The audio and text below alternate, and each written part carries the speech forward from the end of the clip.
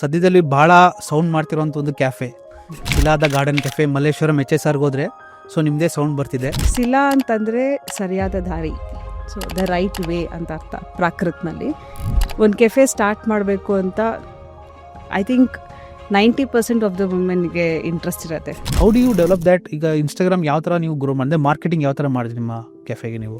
Content is very important. We have a very powerful media ಇನ್ಸ್ಟಾಗ್ರಾಮಲ್ಲಿ ನಮ್ಮ ಪೇಜ್ನ every month 3.2 crores ಜನ visit ಮಾಡ್ತಾರೆ. 3.2 crores? Yes, out of them 1.8 are Bangaloreans. Cafe business ಮಾಡಬೇಕಾದ್ರೆ location wise ನೋಡ್ಕೊಂಡು business ಮಾಡಬೇಕಾ ಇಲ್ಲ ಕಾನ್ಸೆಪ್ಟ್ ನೋಡಿ ಡೆವಲಪ್ ಮಾಡಬೇಕಾ? ಎರಡು, ಫಾರ್ ಮೀ ಬೋತ್. ಓಕೆ. ಈಗ ಒಂದು ಏರಿಯಾ ಚೂಸ್ ಮಾಡ್ತೀರಾ ಅಂದರೆ ಆ ಏರಿಯಾಗೆ ಯಾವ್ಯಾವ ಅಡ್ಜಸೆಂಟ್ ಏರಿಯಾದ ಆಕ್ಸೆಸಿಬಿಲಿಟಿ ಇದೆ. ಈಗ ಮೇ ಬಿ ಮೆಟ್ರೋ ಲೈನ್ ಇರ್ಬೋದು, ಅಥವಾ ಟ್ರಾಫಿಕ್ ಕಡಿಮೆ ವೇಸ್ ಇರ್ಬೋದು, ನೈಸ್ ರೋಡ್ ಇರ್ಬೋದು, ರಿಂಗ್ ರೋಡ್ ಇರ್ಬೋದು, ಈ ಥರ ಎಲ್ಲ ಎಲ್ಲಿ ಆಕ್ಸೆಸಿಬಿಲಿಟಿ ಈಸಿ ಇದೆ ಅದನ್ನು ನೋಡ್ಕೊಂಡು ಮಾಡಿದ್ರೆ ಥಿಂಕ್ ಜಾಗ ಯಾವ ಥರ ಹುಡುಕಿದ್ರಿ, ಯಾವ ಥರ ಚಾಲೆಂಜ್ ಮಾಡಿದ್ರು. ಮಲ್ಲೇಶ್ವರಂನೇ ಯಾಕೆ ತೊಗೊಂಡ್ರಿ? ಅದು ವೆರಿ ಎಕ್ಸ್ಪೆನ್ಸಿವ್ ಪ್ಲೇಸ್ನ. ಸೊ ಅದ್ರ ಬಗ್ಗೆ ಸ್ವಲ್ಪ ಸ್ಟ್ರಗಲ್ ಬಗ್ಗೆ ನಮ್ಗೆ ಹೇಳ್ತೀರಾ? ಮಲ್ಲೇಶ್ವರಂ ಯಾಕೆ ತೊಗೊಂಡ್ವಿ ಅಂತಂದರೆ I was born in Malleshwaram. ನಿಮ್ಮದು 2 USP ನನಗೆ ಮಾತಾಡ್ತಿದ್ದ ಜನ ಏನಂದರೆ, ಒಂದು ಟೇಸ್ಟಿ ಫುಡ್ಡು, ಇನ್ನೊಂದು ಜಾಮ್.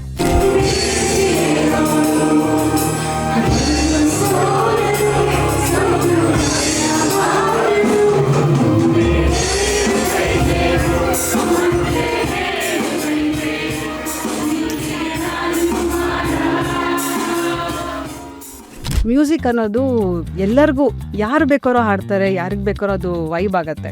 ಸೊ ನಾವು ಸ್ಟಾರ್ಟ್ ಮಾಡಿದ್ದು ಆ್ಯಕ್ಚುಲಾಗಿ ಜಾಮಿಂಗ್ ಅಂತ ಸ್ಟಾರ್ಟ್ ಮಾಡಲಿಲ್ಲ.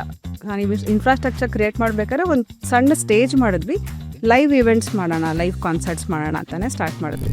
ಸ್ಲೋಲಿ ನಮಗೇನಾಯಿತು, ದೊಡ್ಡವರೆಲ್ಲ ಬರೋಕ್ಕೆ ಸ್ಟಾರ್ಟ್ ಮಾಡಿದ್ರು. 90s 80s ಈ ಏಜ್ ಗ್ರೂಪ್ ಅವರೆಲ್ಲ ಬರೋಕ್ಕೆ ಸ್ಟಾರ್ಟ್ ಮಾಡಿದ್ರು. ಮಕ್ಳನ್ನ ಕರ್ಕೊಂಬರ್ತಾರೆ, ಒಂದ್ಸಲ ಮೊಮ್ಮಕ್ಳನ್ನ ಕರ್ಕೊಂಬರ್ತಾರೆ, ಅವರು ಮೊಮ್ಮಕ್ಕಳು ಒಟ್ಟಿಗೆ ಡ್ಯಾನ್ಸ್ ಮಾಡೋದು. ಸೊ ಈ ಗ್ಯಾಪ್ ಏನಿತ್ತಲ್ಲ, ಇದನ್ನು ನಾವು ಫಿಲ್ ಮಾಡೋಕ್ಕೆ ಒಂದು ಪ್ರಯತ್ನ ಪಟ್ವಿ. It work.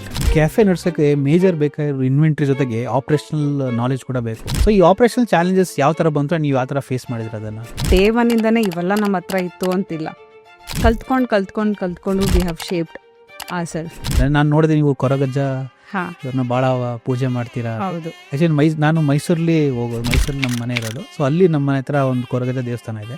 ಸೊ ಅಲ್ಲಿ ಹೋಗೋದು. ಆ್ಯಕ್ಚುಲಿ ನನಗೊಂದು ಅನುಭವ ಆಗಿತ್ತು. ಏನಂದರೆ ಅಲ್ಲಿ ಹೊಂಬಾಳೆ ಇಡ್ತಾರಲ್ಲ, ಹೊಂಬಾಳೆ ರೈಟ್.